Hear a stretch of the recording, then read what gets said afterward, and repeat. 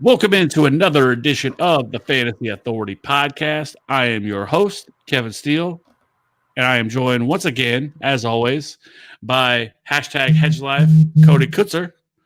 You can find him on Twitter at CKutzerFF. You can find me on Twitter at FantasyRath13. We are back again for week set. Or no, this is week 8. I'm an idiot. I put week 7, didn't I?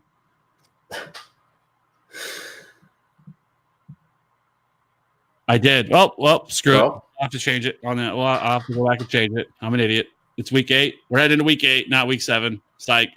Anyways, again, we're back again for another edition of the Waiver Wire Show, looking at all the top waiver ads for this week. And, really, we kind of talk about it the last 3 or 4 weeks that, it's been a pretty dry waiver season so far. There really hasn't been any big injuries. There really hasn't been anybody that's really stood out that, you just had to add, at least, after the first few weeks. Because, Terry McLaurin was definitely one, and we had some other ones. But since then, it's been pretty dry. We've had no real running backs to speak of or, anything to really hang your hat on. But this week feels like the first week we actually have some news. Of course, it all starts with Thursday with the one, the only, the Alpha and the Omega, Patrick Mahomes going down. I'll tell you this, as a fan of the Chiefs, we've never experienced anything like that because we've never had a franchise quarterback since I've been alive. I am 34 years old, and we've never had a franchise quarterback prior to this season. We've always had a bunch of retreads. So if quarterback got hurt, it was okay, whatever, And now, this season, with Patrick Mahomes, as soon as that happened, my world stopped. I was anxiety ridden, and it was pretty rough. But so the good news with him is it sounds like it's pretty short. That there's actually talk that even today, Andy Reid said it would be a stretch for him to play this week, but it's kind of like in Dumb and Dumber, so you're saying there's a chance. I don't think anybody would have expected that. I think everyone thought that he was going to be out for 4. I mean, there was initial talk of 4 to 6 weeks. Now it's looking like it may only be 1 or 2. Yeah, man. I mean, even as a fantasy fan, just as a football fan in general, not even a Kansas City fan, when he got hurt, it was deflating. You know what I mean? You want to see guys like Patrick Mahomes play week in and week out. He's an absurd talent. He's the best quarterback in the league, or at least one of. So whenever he went down, you just saw him kind of grab and not move. It was I was just ah. That was rough seeing him go down. So can't imagine what all you KC fans felt like. Yeah, it was brutal, man. It really did not feel good at all. But as things happen, it does not seem to be nearly as serious. So this week it sucks too, because I was really excited to see the Aaron Rodgers versus Patrick Mahomes matchup on Sunday Night Football in Arrowhead, but I don't think it's going to happen. I think if you're Kansas City, I think it would be stupid to even think about letting him come back, even if you thought he could come back and play. I guess they said that he rehabbed all weekend, and I just think it would be stupid. Just don't do it. There's no reason. The AFC West is a dumpster fire. The Chargers are now 2-5 and have just got beat by the Titans, and they're 2-5. The Raiders lost. The Broncos are anemic. So it just doesn't make any sense. Just let him rest up. Sit him out for 2 or 3 weeks. Especially the ankle too is the other thing that nobody's talking about anymore. His ankle was an ankle sprain. Just give him some time to rest. Even if they lose a couple, they're still in good position to win the AFC West. And let Patrick Mahomes come back and be 100%. Yep, I agree. That would make sense. Other than that, there was some other big injuries. Adam Thielen left the game, and it sounds like he could miss. They already ruled him out for Thursday night's matchup against the Redskins. So wheels up for Stephon Diggs, and then you have Kerryon Johnson who suffered a knee injury. And then it sounds like something going on with David Johnson. We'll talk about that. So let's just start off. This week we have week 8. There's only 2 teams on bye. That's Dallas and Baltimore. So at quarterback position, I think this week there seems to be a pretty decent amount of options you can go with, somewhat more available than others. Who are your top streaming options this week at quarterback? So my top choice would be Matt Stafford, but he's the highest owned. He is owned in 57% of leagues. Just as a for the listeners, we start looking at the guys that are owned in less than 60%. So he's probably not available. Other than that, someone who looks like a trash can right now, Sam Darnold. He's only owned in 33% of leagues. Like, that number is definitely not going to jump up after how that performance is going right now. He is at Jacksonville. A surprise that came through this week, if you're looking for someone who's widely available, Ryan Tannehill, who just threw for over 300 yards against the Chargers. He gets Tampa Bay, and he is only 5% owned. So that's definitely an option you can look at there. Is there anybody else that sticks out to you? Anybody that's lower owned that might be more widely available to help out the listeners? I think the ones that stand out to me the most right now are one, Ryan Tannehill against Tampa. That is a fantastic matchup. Are you ready to trust him yet? Like, would you jump in on that? The thing with Ryan Tannehill is we've seen him in spurts, anyways, be a productive quarterback. I mean, you had to go back a few seasons, but prior to his injury in Miami, there was a time that he was a borderline QB1 for a season. I think he finished like QB13, QB14, something like that. Like, he has some ability. Like, he's not a complete dumpster fire, but it's just like in Miami, he completely lost his confidence in himself. We know he has some athletic ability. He can get out of the pocket, so he can bring some of the things that Mariota does in terms of his athletic ability and getting out of the pocket and extending plays. But like, we finally saw some sort of a passing offense here, and it was somewhat refreshing. Like, Corey Davis has to be like that, like, wonder what's going on right now, living in a twilight zone, actually being able to get, catchable targets from Ryan Tannehill. So, I'm not going to sit here and say 1 week it means everything, but against a pretty solid secondary, like, that's one of the Chargers, strengths is that secondary that they have with Casey Hayward. And, he played very well. He had over 300 yards passing. So, this week against Tampa, like, this is one of the best matchups on the slate in terms of, matchup wise. And so I think you have to kind of like Ryan Tannehill. Like, I think he's a solid streaming option this week and might be one of the best. I think Stafford and most leagues is probably taken at this point, but I know he's still somewhat available, but I think for most leagues, Stafford's probably not available for most people, right? Like, a realistic option. But then I think Sam Darnold would be the other one, which, you can't tell it tonight because he is getting his ass kicked right now by that Patriots defense. But after this week, they get Jacksonville. Like, Jacksonville's beatable through the air, especially now we know that, Jalen Ramsey's not coming back. Now he's been traded to the Rams. So I definitely think their defense is definitely beatable. And so I think this is another bounce back spot. But even Sam Darnold long term, even after Jacksonville, their schedule is so good. I know we kind of talked about last week on the podcast, like, he is an easy add for me, and I think nobody's going to want to add him, especially after this horrendous start he had tonight. But going against the Patriots, but Patriots have made most teams look like that so far this year. So, like, for me, I think the realistic ones, I think Ryan Tannehill and Sam Darnold are definitely ones that I would want to have I have some interest in. And then I think the other one, maybe Derek Carr. The thing that scares me with him is he just doesn't try to stretch the field. Now, some of that is because who do they have at this point to do that? I think Zay Jones will become more involved in the offense. Darren Waller has been an absolute stud.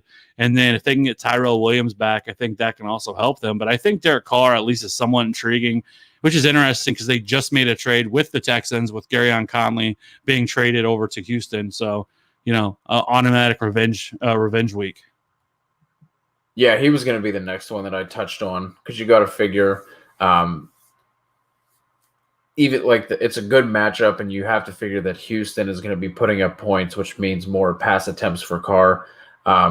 He's only 20% owned, and he does have multiple touchdowns in 3 of 5 games.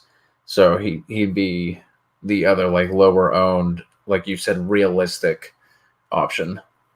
Do you have any love for or any thoughts for Mitchell Trubisky? Obviously, speaking of dumpster fires, he has just been straight awful, but now he gets the Chargers, whose defense has also been awful.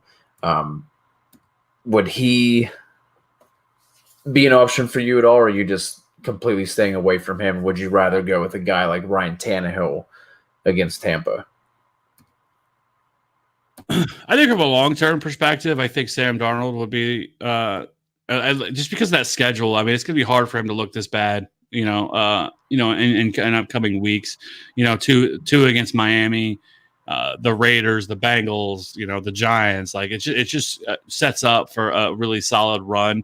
Prior to this game, like Sam Darnold had actually been very solid. I think he had. I think it was like something like in his last 7 or 8 games, he was like a 10-2 touchdown to interception ratio. Like there was a lot to like there, and he looked like he was trending up. Now I'm not going to sit here and get all upset because of this one bad game for Sam Darnold, but it is what it is. It's the Patriots, and I don't know. I thought he could at least do something more than this, but regardless. Like I said, I think long-term Sam Darnold would be somebody that I would want to add, but past that, and there's another one like Mitchell Trubisky is somebody that I would love to add.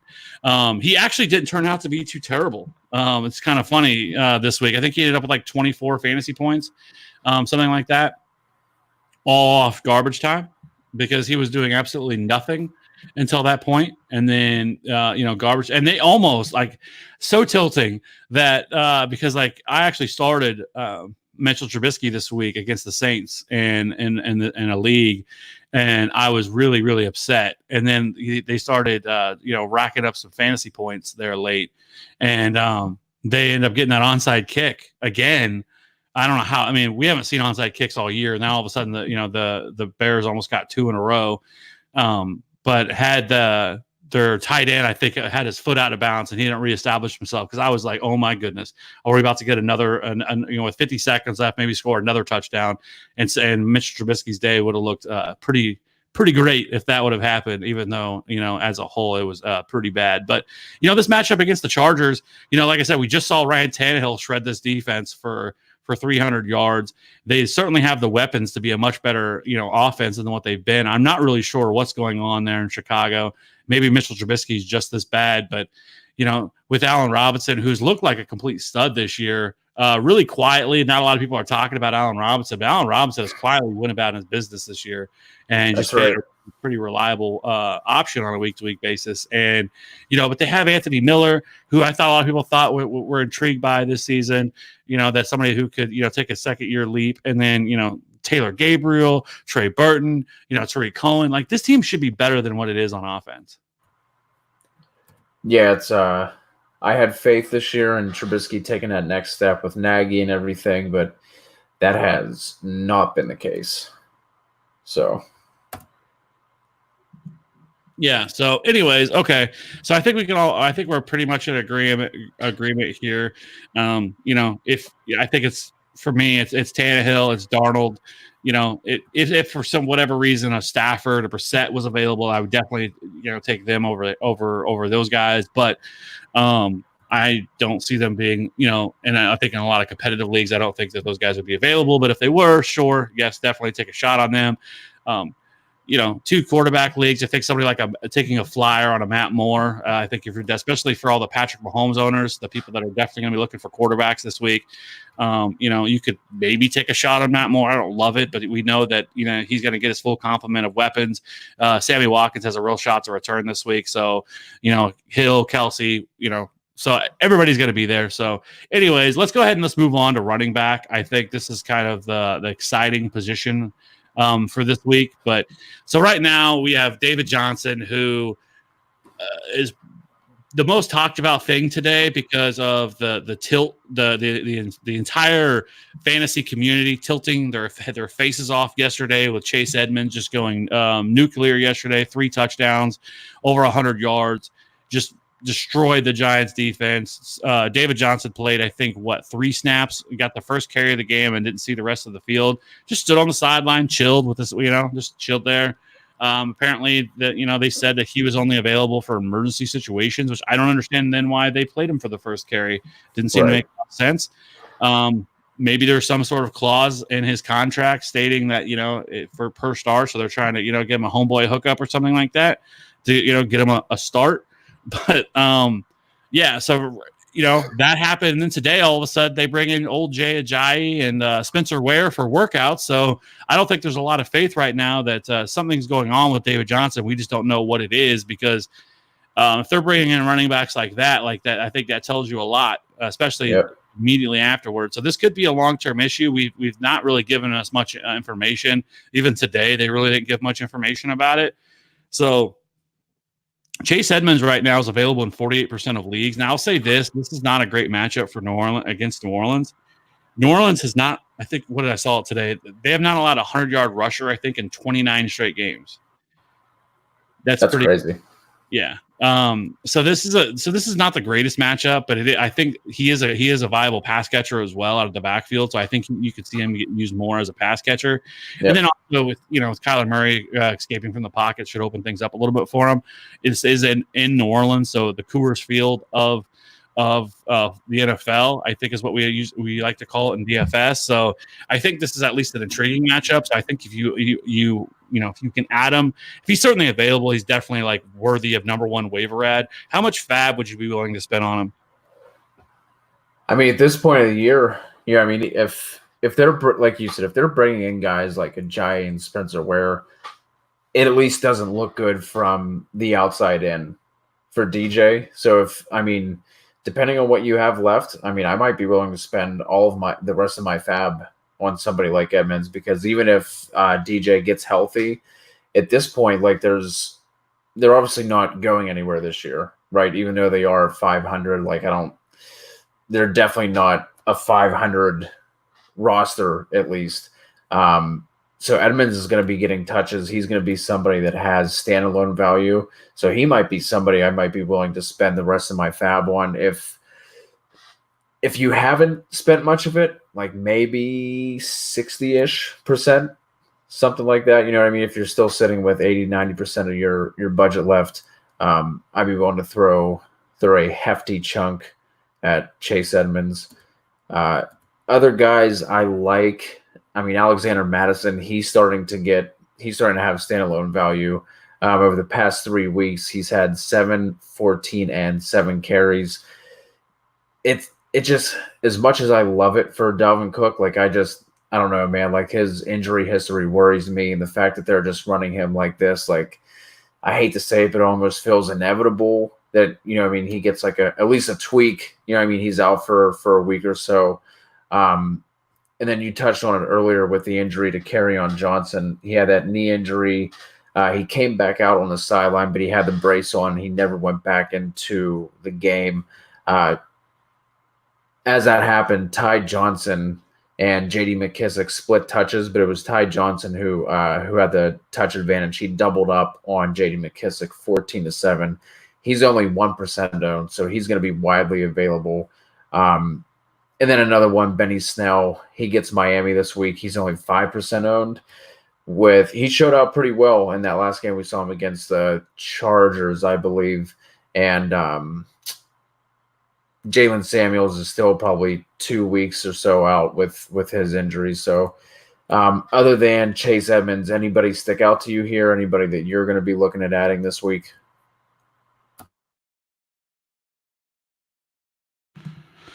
Of course, like you said, if Chase Edmunds available, I definitely, he would be my number one spot to go with. But again, he is 48% owned. I think people started to see the writing on the wall with him. Even the last couple of weeks, he started to become more and more involved in the offense. So people, were savvy enough to either roster him or start to stash him earlier than this. So. He is still, available in over 50% of leagues, but, Chase Edmunds is certainly would be my first option. But past him, Mark Walton, you mentioned, he's kind of quietly gained more and more of this offense. There's been rumors that they're looking to trade Kenyon Drake. The problem is it's Miami, right? And it just doesn't make you feel good ever having to play any one of these guys. So I would like that. If you were just super desperate at running back, if he earns this starting role right now, it kind of looks like maybe he might be. And he is being involved in the passing game as well. So I think that is at least somewhat intriguing. So while I don't think he has some huge ceiling, I definitely think that at the very least he could be somebody that, gives you some flexibility, some depth. Maybe if you're in a pinch on a bye week, you have a lot of players on bye that maybe you could just, throw in there. But, I wouldn't go out of my way to add him, but I definitely think he has some upside. And then Ty Johnson, you already mentioned. It's going to be interesting to see how long this injury is for Kerryon Johnson. And to be honest, Kerryon Johnson wasn't doing that well before the injury happened. It was pretty bad right now for Kerryon Johnson. So I think there's probably some hesitation with Ty Johnson. But however, I will say this, Ty Johnson's workout metrics and everything are pretty impressive. I mean, he ran a 4.4 40, which is 92nd percentile. He has a 107.1 speed score, 86th percentile. So I think there's something to like there. So I definitely think he's going to be involved in the passing game. So I think it's just maybe a bye week fill in, a guy that's, depending if, a Kerryon Johnson owner type, like Ty Johnson certainly is intriguing, and I think is kind of a solid satellite back. I mean, he is 5'11", 210, so he definitely has the size and the weight to be more of an every down back if you need him to be. So the problem is, like I said, I mean, their run game has just been anemic so far this year. They just have not been able to get it going, which is crazy because their offensive line is pretty solid. So you would think that they would be at least somewhat better off than what they've been, but so, like, I guess if I was prioritizing them, if I was ranking them on how I'd want to add them, Chase Edmunds would be number 1, Ty Johnson would be number 2, and then number 3 would be Mark Walton. I really do like Alexander Madison, but as long as Dalvin Cook is the starter, like, I don't think you're ever going to be able to truly trust him as a starter or somebody even want to play as a flex, even though he is getting more opportunities there in Minnesota. But he is certainly somebody that, if I was just looking for depth, like, he probably would be the second guy I would want, just because if he is that league winning upside play, if Dalvin Cook were to go down, he immediately steps into what looks like an RB1 role. Yeah, absolutely. That's a good point there too, about whether you have the depth or if you're kind of hurting and you need starters right now. So 2 quick questions. With Kareem Hunt 2 weeks out, is he somebody you would add? Like, if you had the depth and could stash somebody, he is, I think, 53. Yeah, he's 53% owned in Yahoo leagues. And then the second one, do you have any clarity, I guess, or any thoughts on the Kansas City backfield situation? Because that one seemed like Damian Williams was stepping back in a lead role, and then, I mean, especially now with Matt Moore, that kind of throws a little bit of a wrench into it, because Darrell Williams is only owned in 11% of leagues. Do you have a read on that situation? And then, like I said, the first question, any interest in adding Kareem Hunt? He resumed practicing today with the Browns, but he's still 2 weeks out from his suspension. The Kareem Hunt thing is somewhat silly to me. It's like a lot of people are trying to, like, I saw some people talking about it on Twitter today, and there's people out there that believe that Kareem Hunt's going to take over that backfield as soon as he shows up. I'm like, get the fuck out of here. Like, Nick Chubb has been a beast this year. He's like the second or third leading rusher since week 2. Like, come on. Like, really, you think all of a sudden Kareem Hunt shows up? Like, come on, Kareem, we have nothing invested in you. Come in. Sit down, Nick. Like, we're done with you, bud. Like, just get the fuck out of here. And, like, the dumbest thing too with the Kareem Hunt thing is we don't know what Kareem Hunt's going to look like not running behind the Kansas City Chiefs, in an Andy Reid offense. Like, right. We don't know that. Like, everybody just assumes that Kareem Hunt is just this monster and this elite level talent, yet we've never seen him outside of Kansas City yet. So why don't we slow our roll a little bit on the Kareem Hunt hype? Like, it's just gotten out of control. Like, I don't get it. No, I don't think he's going to come in and take Nick Chubb's job. Yeah, sure, he's going to get some opportunities. I think he could end up getting, I don't know, maybe 5 to 8 touches per week, something like that. But he's not coming in and taking that job from Nick Chubb. Like, Nick Chubb has been a monster, and they don't have anything invested in him. He's gone after this year. And to be honest, with where they stand right now, would anybody be shocked if they traded him away? I mean, he'd be a No. trade chip. Maybe trade him to a team that needs a running back for a 4th or 5th round pick. You know, like they have nothing invested in him. It's a 1-year deal. He's not going to re-sign with the Browns after this year. So why would you, if you're the Browns? Why would you even think about doing that? There's no reason to do it. So again, no. Like if he's available, sure. You want to add him maybe in the event something happens to Nick Chubb, cool. But he's not coming in, and I don't think he's going to have much standalone value. So on that one, no. But again, if you're in a really deep league and you're looking for something, fine. But in terms of the other one, the Chiefs backfield, that one's so tough because it's just basically a running back by committee. We have not really seen much clarity. Some weeks it's LaShawn McCoy. He seems to be the preferred, early down back, and he gets some work as a pass catcher. Damian Williams I'm just going to take the L on that one. It just hasn't worked out. He got hurt, and he just really hasn't seemed to regain much. And to be honest with you, Darrell Williams has looked better than he has. And Darrell Williams has made some really nice catches out of the backfield. I mean, they've used him. They've lined him up as a wide receiver and sent him out. He's done some wheel routes and caught some really long passes. He looks like a pretty solid player. And honestly, this is probably Damian Williams last year with the Chiefs.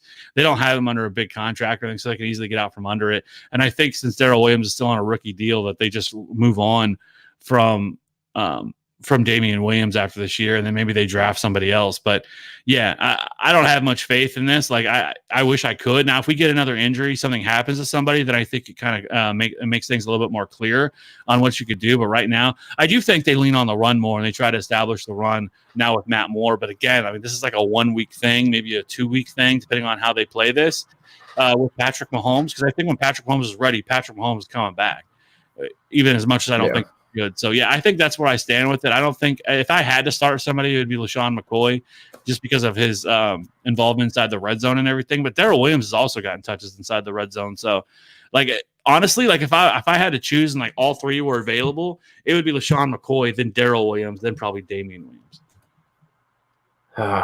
What a turn of events from a couple months ago. But how about this? How about we all take it? But everybody really deserves an L on this one, because it was also on the opposite end. It was all the Darwin Thompson truthers who were saying that Darwin Thompson was going to be the starting running back of this team, who I think he's gotten played 5, maybe 10 snaps all season. So we can also, slow our roll on that one too. So everybody that was team Darwin Thompson also gets handed an L. Though I will say that they did not spend second or third draft capital lists of people like Damian Williams. So I would rather be holding that L than the much bigger Damian Williams L. Yeah, absolutely. That Damian Williams, I think there's 2 L's in his name for a reason. Lots of L's. You can just pivot and say you're on Darrell, not Damian. So anyway, all right. So like I said, I think it's pretty straightforward with the running backs. I think, like I said, I think it's Chase Edmunds, Ty Johnson, Mark Walton, and then definitely Alexander Madison if you're a team that's not really looking for a running back, but just looking to add some depth as a bell cow or as a possible handcuff for later in the year. And then so let's go ahead and move on to wide receiver. This is also a pretty interesting position. We got some injuries this week, so we have Kenny Stills, who, Will Fuller said he suffered a significant hamstring injury in the first quarter, was ruled out after halftime. Stills finished the game with 4 catches, 105 yards, and 5 targets. And they're saying Will Fuller is expected to miss several weeks. So right now, I think Kenny Stills makes the most intriguing option. He has shown a pretty nice rapport with Deshaun Watson so far this season when he's been healthy. He missed a few games, but now he is back. And then it gets this matchup at home against Oakland is about as good as you possibly could want as well. So I think Kenny Stills would be the first target that I would go after among wide receivers. And then, I think Kiki Kuti is also an option in deeper formats who, will end up being their, third or fourth wide receiver, probably get some time out of the slot as well. So I wouldn't probably love it, but I mean, they did both get equal targets. They both saw 5 targets last week. So I think that both of them, are decent ads anyways, but I would much rather have Kenny Stills. And then the other one, we actually talked about this last week when which we knew Ryan Tannehill was going to be back. And I even said that I felt like that Corey Davis and A.J. Brown are are much more viable options now. And, we kind of saw that come to fruition. Corey Davis is still available or only owned in 41% of leagues. A.J. Brown is only owned in 17%. And we kind of saw it last week. Brown was 6 for 64 on 8 targets, and Corey Davis was 6 for 80 and a touchdown on 7 targets. A.J. Brown, received one more target. I think this is pretty interesting, and I think both of them, I think Corey Davis especially is somebody that if it was available that I would be running out to try to add him, because I think if this passing attack can be in at least a semblance of what it was moving forward, I think then we start to have a little bit of they at least become appealing versus before they were just kind of left for dead. Yeah, absolutely. I've loved Corey Davis since he came in. I know a lot of people are really high on A.J. Brown too. So if you had to prioritize one of them, you would be taking Davis over A.J.? Yeah, I think so. Like A.J. Brown is much more, I think, boom or bust right now. That big body, probably red zone threat. But I think Corey Davis, for me, would be the one that I think is going to be getting more consistent targets. That makes sense.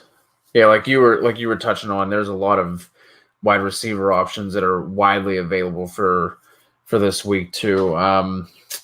You already touched on Kenny Stills and Kiki Cootie. Another one, Cootie. He has cooties. I don't know. Another one, Auden Tate, 38% owned. He gets the Rams. I mean, that offense is a dumpster fire. But if you're looking for someone who maybe has a little bit of a floor, he has had at least 50 receiving yards in 4 of his last 5 games. So, I mean, maybe we see the Red Rocket get benched. I mean, it certainly can't get worse there in Cincy, but he's still pretty widely available. Another guy who's quietly been having like a pretty solid year, Cole Beasley, only 29% owned. He's going to be at Philadelphia, and that secondary is awful. Like that might be one of the worst secondaries in the league right now. Duke Williams, the guy they called up, I think he was from the AAF or something like that. He left the game injured. I think it was a shoulder injury. And Beasley has seen 6 or more targets in 4 of 6 games. So he's another option you have available. Someone who is available in literally 99% of leagues, Zach Pascal from Indy. He's going to be going up against Denver. He's only 1% owned. And he had a little coming out game on Sunday. He went 6 for 106 and 2 tutties on 7 targets. So out of the guys that you haven't talked about yet, Kev, is there anyone that sticks out to you from that group? I mean, it could be Robert Foster week, right? I mean, we saw Robert Foster last year explode, especially at the end of the year, and then just really, really, really struggle all offseason, preseason, what have you, and just hasn't gotten any opportunity. But, with Duke Williams now getting hurt, I mean, is he the number 3 wide receiver now, maybe? I don't know. Against Philly, looking at field stretcher, I don't know. I mean, you'd have to be really desperate to even think about that. But, I mean, Cole Beasley's fine. I think in PPR formats, again, just kind of like who Cole Beasley is. Like, I think that, again, if you're looking for some bye week help, Mari Cooper owner, something like that, and you're just kind of looking for, something that gets you through for a bye week, Cole Beasley, and you could do a hell of a lot worse than him, especially with, going against Philly, like you mentioned, and how bad their secondary is. So I don't think that's a bad guy to target. The Zach Pascal, I think, is also interesting. I think a lot of people like Deion Kane heading into this offseason. Gareth Campbell. But really it's been, Pascal, I mean, even I think the weeks prior to this, he's kind of flashed a little bit. So this isn't a terrible matchup for him. Denver, I think Denver's defense is better than what we saw last week, but it really wasn't so much the defense's fault as much as just how bad their offense is. But yeah, I mean, I think that he's somebody that you could also, take a flyer on, check out, and see if this is something to produce. Because I'm sorry, Jacoby Brissett has been a pretty solid quarterback right now. I think he leads the league in touchdowns per game right now. So he has really, kind of outperformed my expectations of what I thought he was going to be. And so, yeah, I think that, that's another way you could go, especially in this offense where, their passing attack hasn't been as bad as what I think some people would have thought. And then the other ones would be, I think a lot of people are going to be really, really, really, really low on the Jets wide receivers after this just horrific. I don't know if I've ever seen a quarterback display as bad as what I'm seeing right now. Sam Darnold is 8 for 24 for 50 yards and 4 touchdowns and a fumble at the start of the fourth quarter here. I have a strong feeling that there's not going to be many people that are wanting to there are going to be a lot of people looking to sell Jets, excuse me. So, Robbie Anderson would be a nice target. Demaryius Thomas is quietly getting a lot of targets here. I know he's somebody that's probably widely available as well for the Jets. And, Jamison Crowder as well. I think there are much better days ahead for this Jets offense, like we've discussed, and this is the perfect buying opportunity right now, where it is as dark as it can possibly be. Because I don't know if I've ever seen a performance this putrid. And I mean, I just watched Joe Flacco just look abysmal against the Chiefs on Thursday, and I didn't think you could get much worse than that. But nope. Sam, here we are. Yeah, hold my beer. Real quick, any love for the guys in Miami, either Devontae Parker or Preston Williams? I think Parker has a touchdown in 3 straight games, and Preston Williams has had his he's had his moments too. I think he went 6 for 82, I believe, on Sunday. I mean, it would be another one of those desperation plays. I don't think either are owned in more than 15% of leagues, and I think their ownership is kind of close. Any love for either of those guys before we move on to tight end? Yeah, I mean, so we know with Ryan Fitzpatrick, like we talked about probably at the beginning of the year, that he makes everything better, at least from a fantasy perspective, because I think he's much more of a competent quarterback. He has much more of that DGAF attitude where he'll just kind of, let it rip. So, I feel like that, like you said, like I think you have to be desperate. Like Preston Williams, at least, is somewhat intriguing. I wouldn't be surprised if the Dolphins look to trade Devontae Parker at this point. I think this is the final year of his deal anyway. So I don't know if maybe a contender is looking for a wide receiver. There's plenty of them that could use a wide receiver, and maybe they move him. But I think Preston Williams at least somewhat intriguing at the very least. But it's just hard to really trust this offense on a week-to-week basis. And when do they flip back and go back to Josh Rosen again? Who knows? So I mean that's probably where I'd be with him. Yeah, that makes sense. All right, man. Let's finish it all with tight end. Not a lot of options, but there are some options that will be widely available to you. Chris Herndon should be back, I think, this coming week. He's only 29% owned, and like we've been talking about this whole time with the way that this game has gone, that number is probably going to drop. And then Delaney Walker left with an ankle injury. He did not return. And Jonnu Smith made a couple nice catches, a couple nice plays, and he gets Tampa's secondary. And Jonnu Smith is 0% owned. Any other tight ends that jump out to you want to touch on, Kev? Chris Herndon definitely would be the one that I would have the most interest in. I think I can't say it enough. That I think that he is a very talented player, and we saw it last year as a rookie. He just dealt with the suspension, and he came back, and then he gets a soft tissue injury. So he's certainly the best of all the options there is out there. I think Jonnu Smith would be the next one. He's somebody last year once Delaney Walker went down, like a lot of people were excited about, very athletic tight end, but just didn't really ever put it together.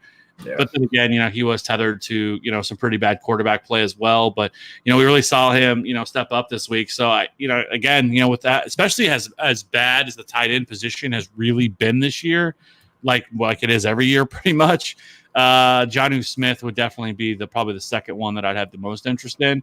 Eric Ebron, is interesting. But I wouldn't go out of my way to try to add him. He did have that amazing catch on the side in the end zone. Filthy. Nasty. Yeah.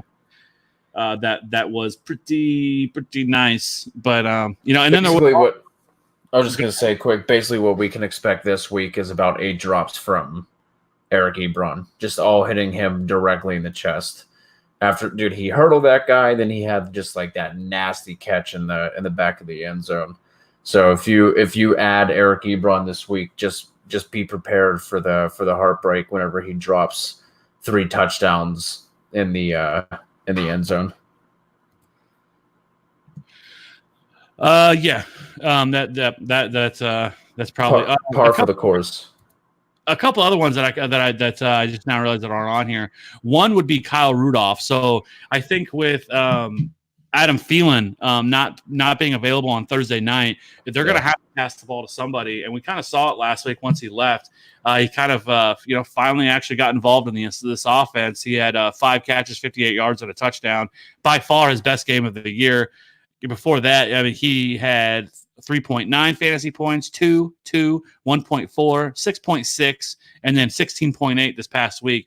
And depending on how long Thielen is out, this could be at least a pretty solid play. We know Kyle Rudolph has tight end 1 potential in his tool bag. Before this week, he was actually tight end 49, which you really have to be really fucking bad tight end 49. I'm just gonna say.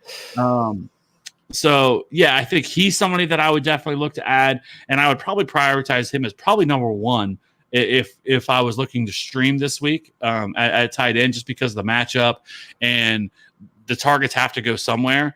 And so I definitely think that Kyle Rudolph would definitely be number 1 for me. And then another one is Dallas Goedert. He has quietly started to become more involved in this offense as well. Week 6 against Minnesota, he had 5 catches, 48 yards for 9.8. And then last week against Dallas, he had 4 for 69 and a touchdown. I'm not really sure what's going on with Zach Ertz. They just don't seem to be as using him as much, and they're using a lot of 12 personnel. So Dallas Goedert is always viable in the red zone. No other wide receivers are really stepping up for this team. So Dallas Goedert is another one that I really like. And if something were to happen to Zach Ertz, then it's really wheels up for him. So I think those 2 should definitely be mentioned with some of these other ones as well that you mentioned.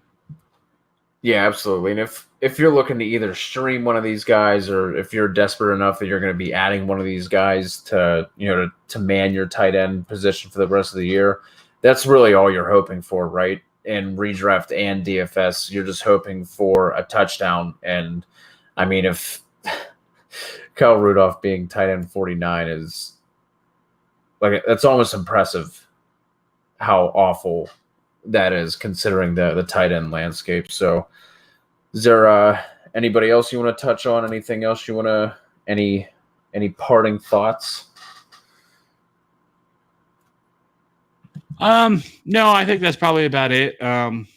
Yeah, just for an update, Sam Darnold right now has -8 points. Depending on your league type, -8. I mean, you have to be pretty fucking bad to score -8. Do you know how mad you'd be if you just started Sam Darnold and you're like, I got this week anyways. I'm up by 5 or 6 points. Yeah. What could possibly go wrong? There's no way he gets -8, right? But